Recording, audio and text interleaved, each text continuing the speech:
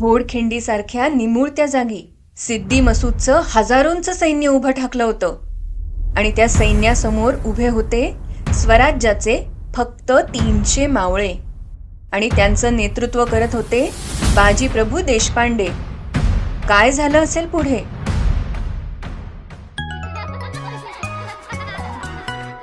नमस्कार मुलांनो, शिवरायांच्या कथा या आपल्या सीझनची ही 6वी गोष्ट, जिचं नाव आहे पावनखिंड. आणि या कथेचा भाग 2 आज आपण ऐकूया. मागच्या भागात आपण ऐकलं की शिवराय सिद्धीच्या वेढ्यातून काही निवडक मावळ्यांसकट गुपचूप बाहेर पडले आणि विशाळगडाकडे निघाले.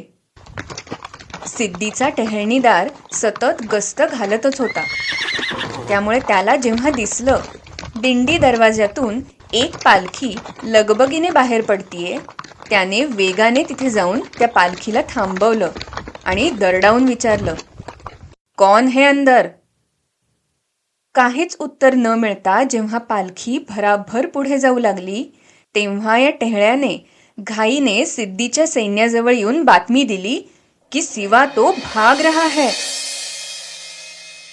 सिद्दी जौहरच्या छावणीमध्ये एकच गोंधळ उडाला. शिवाजी भाग गया, शिवाजी भाग गया.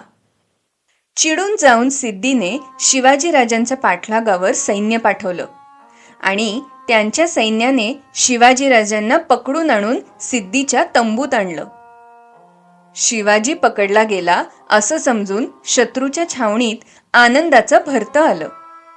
जौहरच्या चेहऱ्यावर हसू पसरलं. पण तेवढ्यात शिवाजी महाराज आणि त्यांच्या मावळ्यांना ओळखणारा सिद्धीचा एक हेर तिथे आला आणि म्हणाला, "खान साहेब, हा काही खरा शिवाजी नव्हे, हा आहे त्या शिवाजीचा न्हावी." झालं होतं असं की सिद्धीच्या सैनिकांनी महाराजांच्या वेशातल्या शिवा काशीदला शिवाजी समजून पकडून आणलं होतं आणि सिद्दी जौहरने स्वतः शिवाजी महाराजांना काही पाहिलं नसल्यामुळे शिवा काशीदला त्याचा फायदाच झाला. शिवा काशीदने स्वतः शिवाजीराजे असल्याचं सोंग घेऊन सिद्धीला बोलण्यात गुंतवून ठेवलं होतं. पण जेव्हा सिद्धीला खात्री पटली की आपल्याला फसवलं गेलंय, तेव्हा मात्र तो चवताळून शिवा काशीदच्या अंगावर धावून गेला आणि त्याला ठार केलं. शिवाजी महाराजांसाठी असलेल्या निष्ठेपायी शिवा काशीद या बहादूर तरुणाने आपले प्राण स्वराज्यासाठी अर्पण केले. इकडे खरे महाराज असलेली पालखी दुसऱ्या बाजूने वेगाने पुढे जात होती. शिवराय दुसरीकडून अवघड वाटेने गडाबाहेर पडले. सोबत बांदल देशमुख यांची 600 मावळ्यांची फौजही होतीच. शिवाजी हातावर तुरी देऊन निसटल्याचं लक्षात येताच सिद्धीचा नुसता संताप झाला. त्याने तातडीने सिद्दी मसूद या आपल्या सरदार असलेल्या जावयाला मोठ्या फौजेनिशी शिवरायांच्या पाठलागावर पाठवलं. धो धो पडणाऱ्या पावसात पाठलाग सुरू झाला. मशालींच्या उजेडात स्वराज्याचे मावळे आगेकूच करत होते, तर सिद्दी मसूदची फौजही त्वेषाने त्यांचा पाठलाग करत होती. दिवस उजाडता उजाडता सिद्धीने महाराजांच्या पालखीला जवळजवळ गाठलंच. घोडखिंडीजवळ आल्यावर महाराज बाजीप्रभूंना म्हणाले, "बाजी, वेळ आणीबाणीची आहे.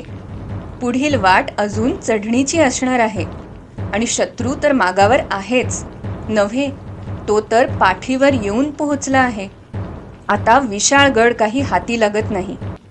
आता आपण उलटून शत्रूला तोंड देऊया असे आम्हास वाटते." बाजीप्रभूंना महाराजांची घालमेल लक्षात आली. ते म्हणाले, "राजे, सिद्धीची नव्या दमाची फौज आपल्याला सहज गाठील. त्यामुळे आपण थोड्या मावळ्यांसह विशाळगडाकडे कूच करावे. उरलेल्या मावळ्यांसह मी खिंडीत उभा राहतो आणि खिंड रोखून धरतो. शत्रूला खिंड चढूच देत नाही." यावर महाराज म्हणाले, "बाजी, शत्रूची फौज अफाट आहे. आपण केवळ 600 मावळे आहोत. वाट जोखमीची आहे. आपला निभाव लागेल तरी कसा? त्यांच्याशी मुकाबला करणार कसा? तुमच्यासारखी माणसं आम्हाला आमच्याबरोबर कायमच हवी आहेत. महाराजांच्या अशा म्हणण्यावर बाजी प्रभू स्थिर निश्चयाने म्हणाले, राजे, लाख मेले तरी चालतील, पण लाखाचा पोशिंदा वाचला पाहिजे. माझ्यासारखे कित्येक बाजी तुमच्या बरोबर येतील राजे, पण जर स्वराज्याला तुमच्यासारखा राजा मिळाला तरच. म्हणूनच आपण निर्धास्तपणे जा. तुम्ही गडावर पोहोचेपर्यंत गनिमाला आम्ही इथेच थोपवून धरू. विशाळगडाचा वेढा फोडून तुम्ही गडावर पोहोचलात की तोफेचे बार करावेत. मला समजेल की तुम्ही सुखरूप पोहोचला आहात, मग आम्ही येऊच. पण जोपर्यंत तुम्ही तोफेचे बार उडवत नाही तोपर्यंत हा बाजी प्राणपणाला लावेल. बाजींची ती स्वामी भक्ती पाहून राजे गहिवरले. त्यांनी बाजींना प्रेमाने जवळ घेतले. त्यांच्यासारखा मोहरा गमावणं हे शिवरायांच्या मनाला पटत नव्हतं. तरीही स्वराज्याचं ध्येय गाठायचं असल्याने मनावर दगड ठेवून 300 मावळ्यांसह महाराज विशाळगडाकडे निघाले. शिवरायांच्या पाठमोऱ्या मूर्तीला बाजीप्रभूंनी लवून मुजरा केला आणि राहिलेल्या 300 मावळ्यांसह ते हातात समशेर घेऊन खिंडीच्या तोंडाशी उभे ठाकले. घोडखिंड ही विशाळगडाकडे जाणारी एक दरी आहे. एका बाजूला उंच डोंगरकडा तर दुसऱ्या बाजूला खोल दरी. पन्हाळगडावरून बाहेर पडलेल्या शिवाजी महाराजांनी विशाळगड गाठण्यासाठी हा घाटमार्ग निवडला होता. हा मार्ग थेट गडाकडे जात असल्याने सिद्दी मसूदच्या मोठ्या सैन्याला घोडखिंडीच्या त्या अत्यंत अरुंद अशा दरीतूनच जावं लागणार होतं. बाजींनी 100 मावळ्यांची एक तुकडी खिंडीच्या तोंडाशी ठेवली. त्यांच्या मागे उरलेल्या सैन्याच्या अशाच फळ्या त्यांनी नेमून दिल्या. मावळ्यांनी दगड गोटे गोळा केले आणि आपल्या नेमून दिलेल्या जागी सज्ज झाले. स्वतः बाजी खिंडीच्या शेवटच्या टोकावर पोलादासारखे उभे राहिले. गनीम खिंड चढून आलाच तर बाजी प्रभूंशी 2 हात केल्याशिवाय त्याला पुढे जाताच येणार नाही अशी रचना त्यांनी केली.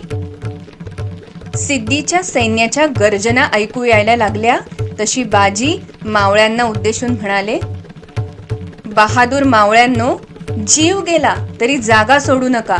गनिमांना खिंड चढू देऊ नका. बाजी आणि सगळेच मावळे पाय रोवून सज्ज उभे राहिले. दुसऱ्या बाजूला शिवराय विशाळगडाकडे वेगाने धावत होते. विशाळगडाचा पायथा अजून बराच दूर होता. बाजींना आणि मावळ्यांना त्याची कल्पना असल्यामुळे खिंड अडवून ठेवायची पूर्ण तयारी त्यांनी केली होती. हर हर महादेव अशी गर्जना करत मावळ्यांची पुढची फळी सिद्दी मसूदच्या सैन्यावर तुटून पडली. खिंडीत शर्थीची झुंज सुरू झाली. गनीम खिंड चढू लागला. शत्रूची एक तुकडी जेव्हा खिंडीला येऊन धडकली तेव्हा मावळ्यांनी त्यांच्यावर दगडांचा वर्षाव चालू केला. शत्रू सैन्य गोंधळल्याचा फायदा घेत मावळ्यांनी कित्येक गनिमांना टिपलं, नामोहरम केलं. त्यामुळे सिद्धीची पहिली तुकडी मागे हटली आणि दुसरी तुकडी पुढे सरसावली. पहिल्या तुकडीसारखंच दुसऱ्या तुकडीला सुद्धा मावळ्यांनी हर हर महादेव अशा जोरदार गर्जनेसह मागे परतवलं. शत्रू धडाधड खाली कोसळू लागला. मावळ्यांचा तो जोश बघून बाजी ओरडले, शाब्बास रे पठ्ठ्यांनो, होऊ द्या जोराचा मारा, ठेचा त्या गनिमांना. इकडे विशाळगडाचा पायथा जवळ आला. पण जसे महाराज पायथ्याशी पोहोचले तसं त्यांना दिसलं की विशाळगडाला तर विजापूरच्या दुसऱ्या 2 सरदारांचा वेढा पडला आहे. तसे ते म्हणाले, चला शत्रूला समोरच जाऊन भिडूया. प्रत्येक क्षण महत्वाचा आहे. मग शिवरायांनी आपल्या साथीदारांसह शत्रूवर हल्ला चढवला. त्यांच्याशी झुंज देत देत कोंडी फोडत फोडत ते गडमाथ्याच्या दिशेने पुढे सरकले. तर इकडे घोडखिंडीत मावळ्यांची शर्थीची लढाई चालू होती. आपल्या फौजेवर सिद्धी भयंकर संतापला होता. एकतर खिंडीचा निमुळता खडकाळ रस्ता, त्या रस्त्यावर शिवाचे फक्त 300 मावळे आणि आपले हजारो सैनिक. तरीसुद्धा एक एक मावळा आपल्या 10 सैनिकांना भारी पडतोय. आणि समोर साक्षात धिप्पाड देहाचा एक माणूस वाघाचं बळ घेऊन लढतोय. सिद्दी मसूदने हुकूम दिला, क्या कर रहे हो तुम लोग? सिवा के सिर्फ इतने ही आदमी हमारे ऊपर भारी कैसे पड़ रहे हैं? आणि अजून आपला एकही माणूस खिंड पार करून जाऊ शकला नाहीये. याचं कारण तिथे दांडपट्टा घेऊन उभा असलेला तो 6 फूट उंचीचा भारदस्त माणूस. उस आदमी पर ही टूट पडो. सिद्दीने असं म्हटल्यावर शत्रूने बाजींवर हल्ला चढवला. सिद्दी मसूदने एक बंदूकधारी इंग्रज पण या लढाईसाठी बोलावला होता. दांडपट्टे घेऊन गरागरा फिरवणारे बाजी सगळ्यांवर भारी ठरत होते. पण शेवटी शत्रू सैन्याने बाजींना घेरलेच. पण याने काय झालं माहितीये? बाजी प्रभू अजूनच त्वेषाने लढू लागले. त्यांच्या अंगावर तलवारीचे सपासप वार होत होते. अनेक जखमा होत होत्या. पण तो जखमी वाघ स्वराज्यासाठी लढत होता. त्यांच्या अंगातून रक्ताच्या धारा वाहू लागल्या होत्या. पण त्याने खिंडीतून कोणालाही पार होऊ दिलं नाही. ते मागे हटले नाहीत. इतर मावळे सुद्धा निकराने गनिमांवर मारा करतच होते. बाजींचे थोरले बंधू फुलाजी प्रभू सुद्धा तितक्याच त्वेषाने लढत होते. इंग्रजाने केलेल्या बंदुकीच्या गोळीने घायाळ होऊन सुद्धा बाजी प्रभू मावळ्यांना सूचना देतच होते. कानात प्राण आणून शिवरायांच्या संकेतांकडे त्यांचं लक्ष होतं. महाराजांना दिलेला शब्द खाली पडतो की काय ही त्यांची एकच तगमग सुरू होती. अगणित घाव झेलून शरीर थकत चाललं आहे, पण अजूनही तोफांचे आवाज कसे ऐकू येत नाहीयेत. आणि तेवढ्यात विशाळगडाच्या आसमंतात 3 वेळा तोफांचे आवाज झाले.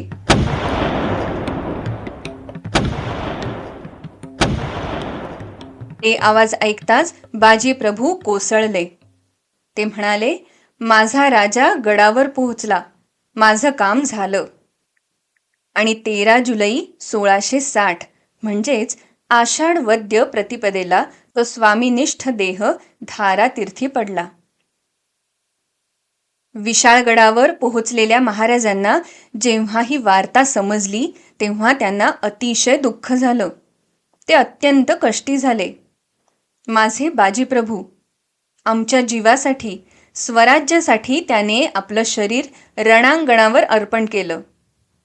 हजारो शत्रूंच्या तलवारींचा सामना करत तो डोंगरासारखा उभा राहिला. बाजी, तुमचं बलिदान आम्ही व्यर्थ जाऊ देणार नाही. स्वराज्यासाठी आम्ही कायमच लढत राहू. 10-12 तास हजारो शत्रूंशी अखंड लढा देत असलेल्या त्या 300 मावळ्यांपैकी आता जेमतेमच शिल्लक होते. बाजी प्रभू देशपांड्यांसकट त्यांचे मोठे बंधू फुलाजी प्रभू आणि जवळजवळ 250 बांदल मावळे या लढाईत कामी आले होते. तसंच स्वातंत्र्यासाठी, स्वराज्यासाठी, शिवराजासाठी शिवाकाशीदने सुद्धा समर्पण केलं होतं. हिंदवी स्वराज्यासाठी प्राण दिलेल्या या अशा मावळ्यांमुळेच घोडखिंडीला पावनखिंड असेही म्हटलं जाऊ लागलं.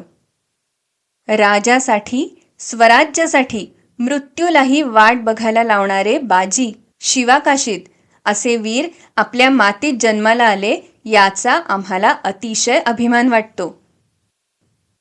भेटूया पुढच्या गोष्टीच्या वेळेला. तोपर्यंत ऐकत रहा छोट्यांच्या गोष्टी बाय पूजा अँड प्राची. अच्छा.